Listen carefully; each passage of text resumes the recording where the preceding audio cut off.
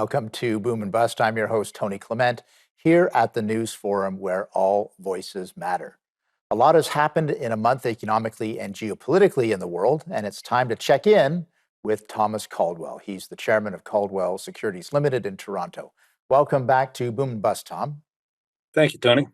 I guess first thing, what has struck you as economically significant in the last month or so?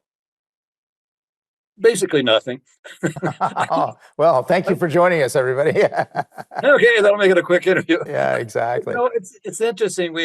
We are so fixated on inflation and what are the central banks going to do? Are they going to up the rate a tiny bit, not stand the same, et cetera, et cetera, et cetera. I was saying yesterday at a meeting, there is only one constant in the investment industry. There's only one, and that's inflation. It has and is and will always be with us at some level. Mm-hmm. And so you just have to understand whether it's dancing on the head of the pin, whether it's going to be 4 or 3 or 5 or 2, it's always going to be there. So from my point of view as an investor, I have to always be trying to invest against inflation, which means owning stuff, generally equities. So there's been a lot of focus on that type of thing. And of course, there's all the geopolitical events and concerns, Taiwan, et cetera, Ukraine, and then throw that into America's fragmenting. So it's been more of the same. It's actually, the quarter's been rather a depressing quarter. And from an investment point of view, it was a little bit challenging as well.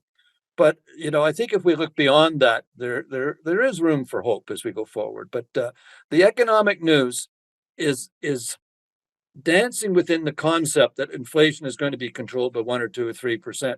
Now, just remember, when inflation was publicized at 2%, it was never 2%, ever. Ask anybody who had to do any grocery shopping or anything else. It's never that number. These numbers are so flawed, not only flawed, but the baskets they use are quite flawed as well. So inflation that's all we have to know. Work again. And I also noticed that certain economies are still suffering from higher inflation than Canadian. I look at the UK, for instance. So is there going to be some differentiation in interest rates around the developed world, or is that an issue at all, or is that not important to Canadians? Well, we are domestically focused. You will have differences going forward. I mean, for example, if you take a look at basically immigrants coming to Canada, which is a wonderful, wonderful force, because these folks come to Canada and they want to work, they want to build a future. Whereas many of us Westerners are here, we don't want to work. I mean, you've got government employees who are well paid when showing up part-time, want a great big raise, etc. In Paris, you got people objecting to the retirement age being moved from 62 to 64. Well, we're all living longer. We're all living it well into our 80s, and our kids are going to go to 100. So what are you going to do? Be retired for 30 years or 25 years? That's insanity. Pensions were put in place when people were dying at 70 years of age, etc. So inflation is going to be a fact of life based upon work ethic, based upon economic growth, national advantages, that is resources, etc., and basically the caliber of government. So there's going to be variance all over the place.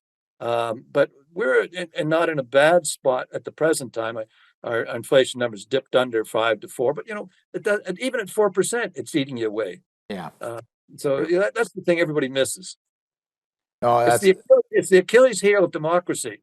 The governments can print and spend money like drunken sailors, and the hidden taxes, the money gets worth less and less and less the more they print. And that's going to accelerate within the U.S. with this de-dollarization, which we can talk about later if you want. Oh, yeah, I do want to talk about that because it seems to be one of the geopolitical trends for sure. We've got about 30 seconds before the break. Are you surprised that there's no recession so far? Not really. The governments and media are like subcultures. They're on a different planet, as it were. People are working, businesses are trying to go forward. The world is moving on and growing. And I think what happens is in some areas, with all due respect, we're over-newsed. If you look at I have financial news channels going on all around this place, and they give me information all day, most of which is absolutely useless type of thing. It's like baseball scores. So when they have the hint of a story, it tends to get over-covered. Oh, the Right. economy's slow, it's gonna shut the economy down. Interest federal funds rate or whatever, 4 or 5% isn't gonna make any difference at Right, all. right, right. Okay, we're going to take our first break from Tom Caldwell. We'll be back after the break. Please stay with us.